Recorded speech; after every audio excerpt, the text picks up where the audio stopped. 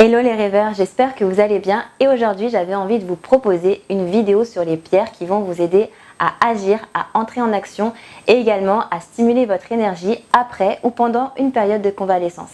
Alors installez-vous confortablement et c'est parti!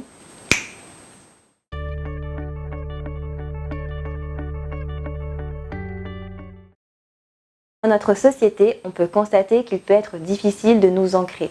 Cela veut dire que nous sommes constamment connectés à notre mental et que nous allons avoir du mal à agir, entreprendre ou à incarner une certaine stabilité dans notre vie d'une façon plus générale.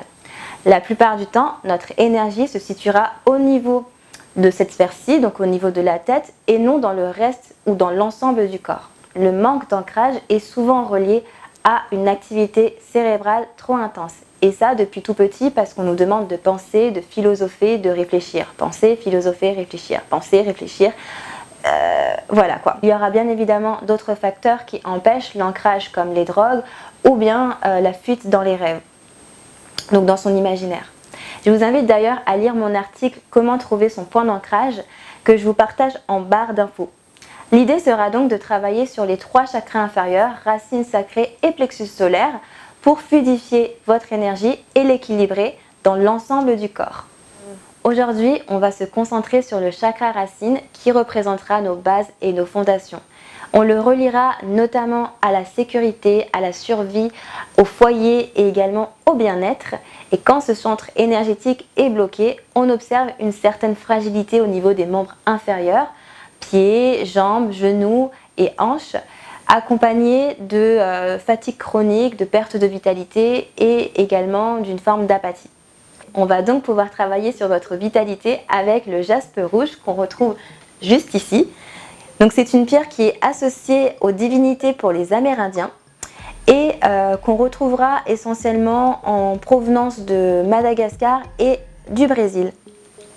Alors la pierre de jaspe rouge est une pierre d'ancrage, elle est très connue pour ça, pour ses vertus qui nous ancrent, qui nous stabilisent. Et c'est une pierre que je recommande notamment pour les personnes qui ont ou qui sont dans une forme d'activité intense. Donc ça peut être la pratique d'un sport intense, ça peut être aussi une période, une phase dans votre vie où vous êtes continuellement dans l'effort, dans l'endurance.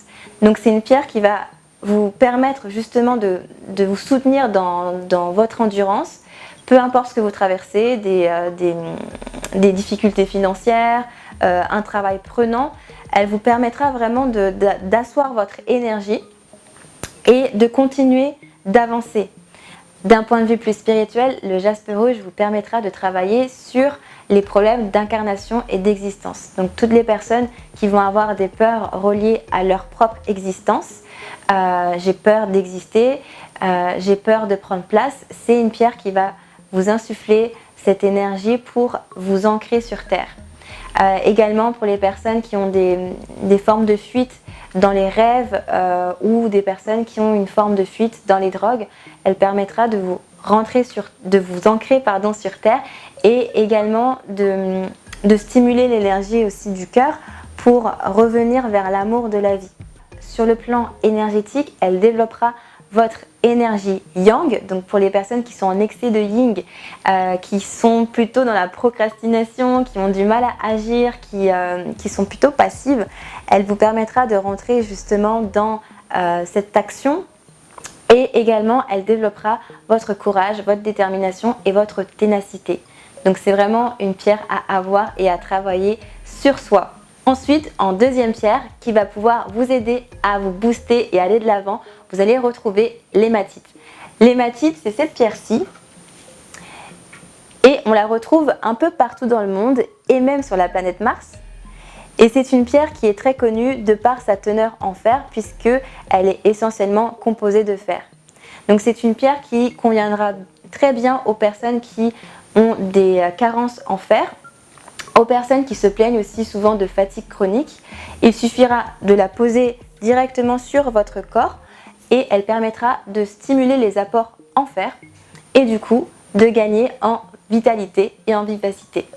De par aussi ce qu'elle dégage, je trouve personnellement qu'elle insuffle vraiment ce côté aussi yang Et cette force, il y a un peu à travers sa couleur métallisée, on retrouve un petit peu ce côté force, courage que j'aime particulièrement.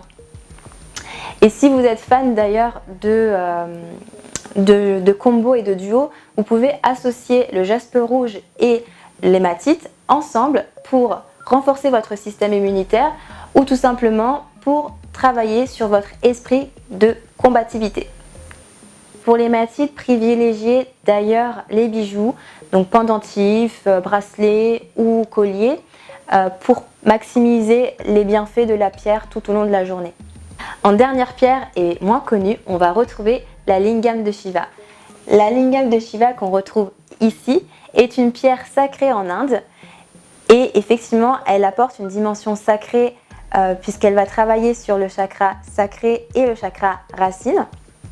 Et c'est une pierre qui va maintenir votre stabilité, votre énergie. Autant le jaspe rouge va plutôt travailler sur le fait de stimuler votre énergie, l'hématite va plutôt renforcer votre énergie. Il y a un peu pour l'hématite une dimension de protection, de carapace. Et la Shiva de Lingam, qu'on appelle aussi Lingam de Shiva, est une pierre qui va plutôt maintenir votre état physique, tout comme le jaspe rouge, en vous donnant de l'endurance. Donc c'est une pierre aussi qui est très bien pour retrouver un certain équilibre, un certain alignement. Et ce que j'aime particulièrement dans cette pierre, c'est qu'elle va réunir des qualités maternantes et douces, donc le côté yin, et à la fois des qualités structurantes et protectrices, donc le côté yang. À la différence d'ailleurs de l'amazonite qui va équilibrer au niveau du cœur, donc elle va plutôt équilibrer au niveau émotionnel. Je vous invite à regarder cette vidéo. D'un point de vue spirituel, la lingam de Shiva va vous permettre de faire un nettoyage au niveau du sacré, notamment si vous avez eu des relations intimes qui vous ont blessé, qui vous ont déconvenu.